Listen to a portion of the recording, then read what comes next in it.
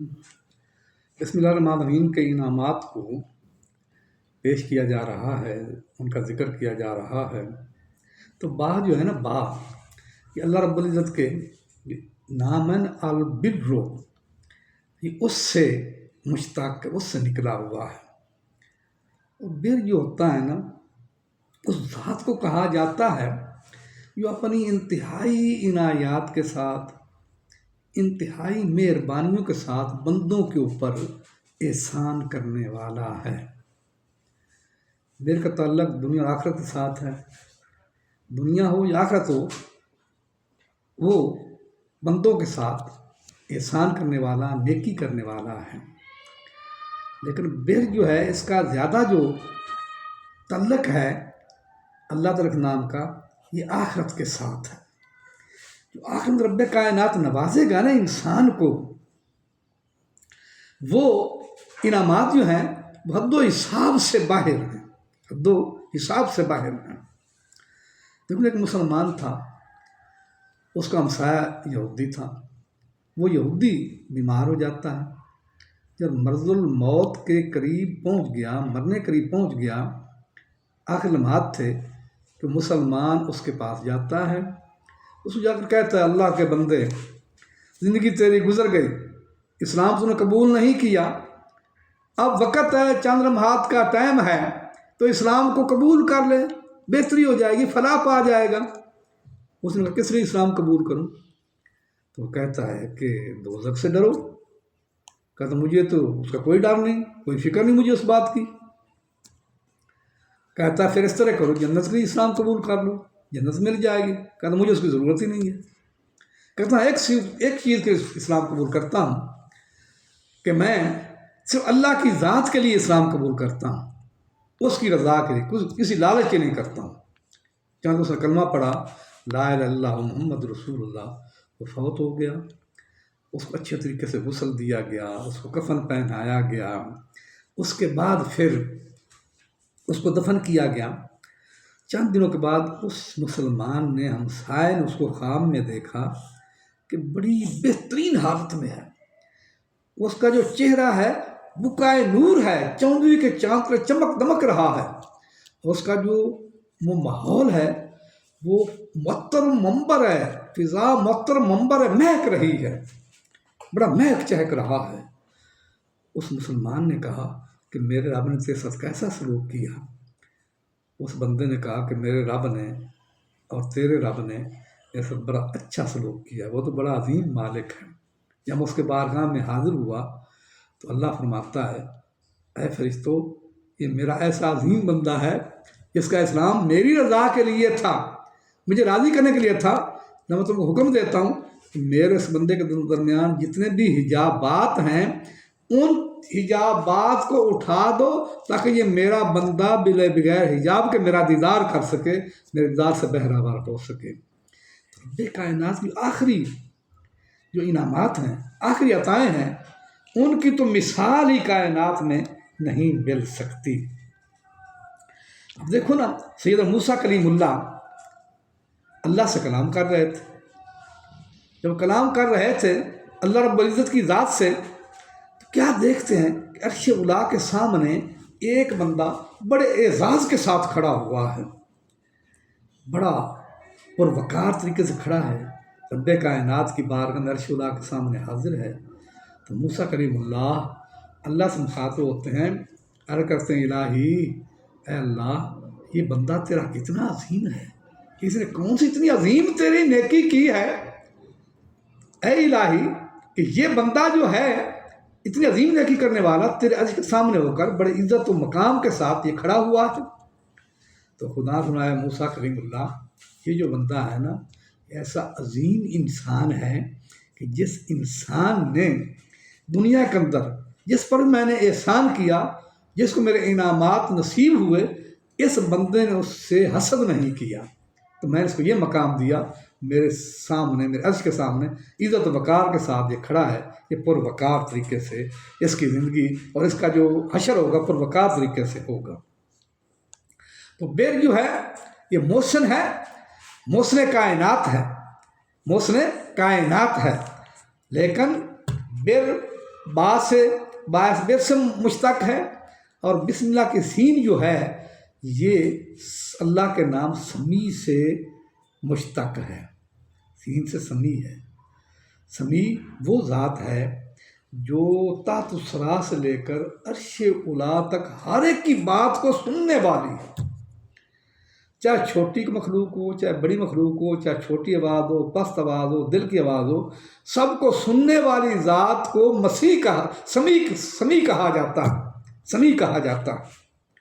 اللہ اکبر۔ سیدنا زید بن حارثہ رضی اللہ عنہ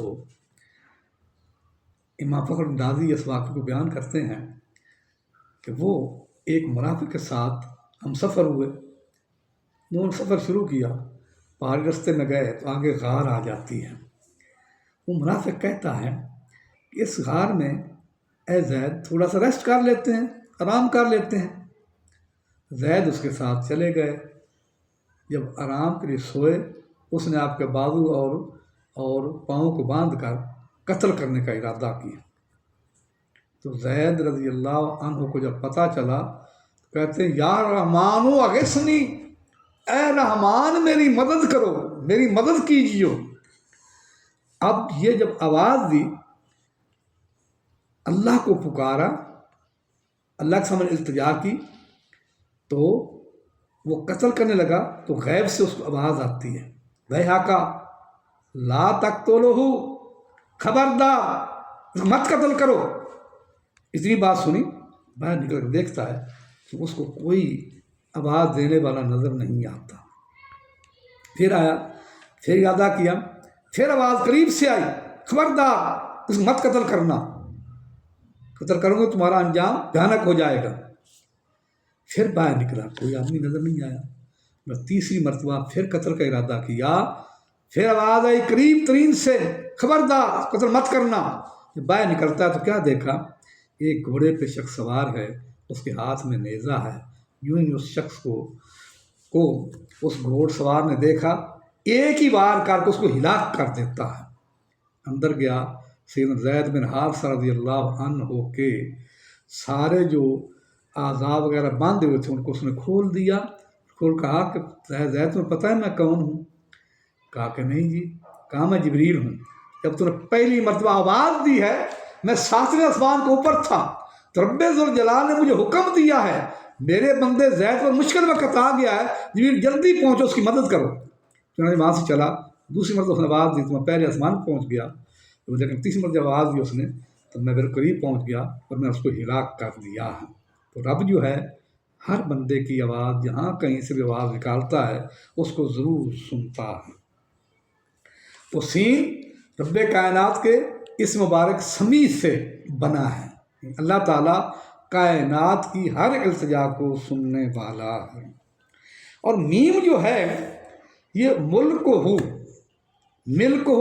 ہو سے مشتق ہے، یعنی پوری کائنات اسی کا ملک ہے، حقیقی بادشاہ وہی ہے، اور پوری کائنات کی ہر چیز اسی کی ملکیت ہے، چاہے چھوٹی ہے چاہے بڑی ہے، چھوٹی ہو یا بڑی ہو، اس کی کائنات میں کوئی بھی چیز جب بھی اس کو پکارے گا، جب اسے التجا کرے گا تو اس کی حفاظت کو ضرور پہنچتا ہے۔ سیدنا سلیمان علیہ السلام کے زمانے میں قحط پیدا ہوتا ہے، تو قحط پیدا ہوا، لوگ نماز استسقاء کے لیے نکلے۔ یہ نماز استسقاء جو ہوتی ہے، استسقاء کا معنی ہوتا ہے بارش طلب کرنا۔ جب بارش نہ آئے کا سالی ہو تو نماز استسقاء پڑھی جاتی، میدان میں نکل کھلے آسمان نکل کر چادر کو پھیرا جاتا ہے۔ یہ جماعت ساتھ پڑھی جا سکتی ہے اور بغیر جماعت کی پڑھی جاتی، 2 رکعتیں ہوتی ہیں۔ اگر جماعت ساتھ پڑھی جائے تو اس کی قرات بلند آواز سے کی جاتی ہے، عیدین کی قرات بلند آواز سے کی جاتی ہے۔ لوگ نماز استسقاء کے لیے نکلے، جب نکلے اب یہ ہوا کہ جب میدان میں پہنچتے ہیں تو سید سلیمان صاحب نے کیا دیکھا، ایک بڑا عجیب منظر دیکھا۔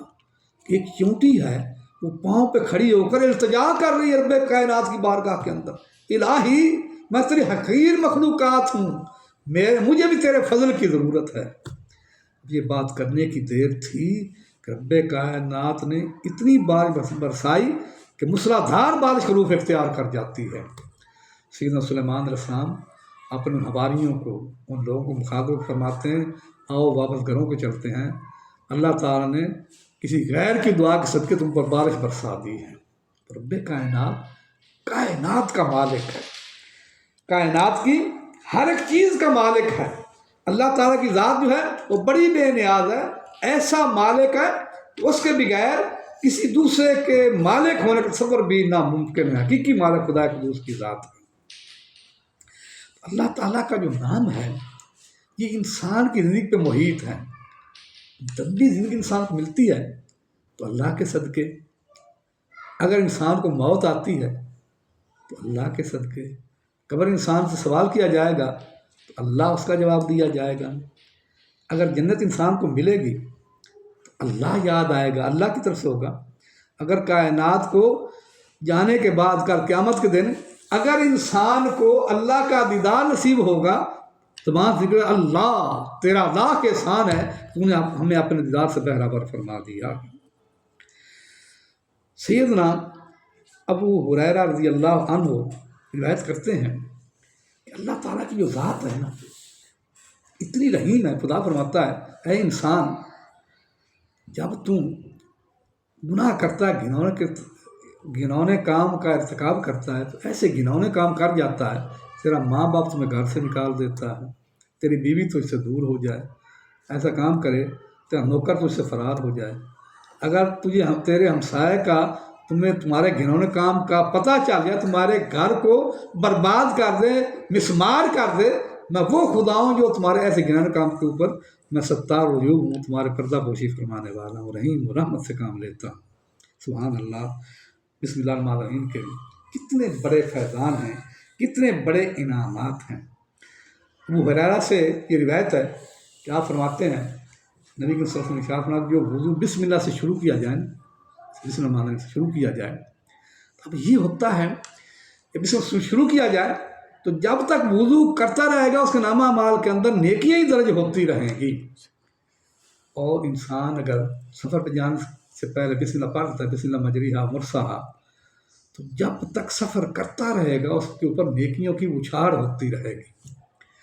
اور جو انسان ویسے کسی ٹرین پہ یا کسی گاڑی پہ سفر کرتا ہے تو جتنا ٹائم گزرے گا وہ پورا ٹائم اس کے اوپر رحمتوں کا اور نیکیوں کا بچھاڑ ہی اور پرمار ہی ہوتی رہے گی۔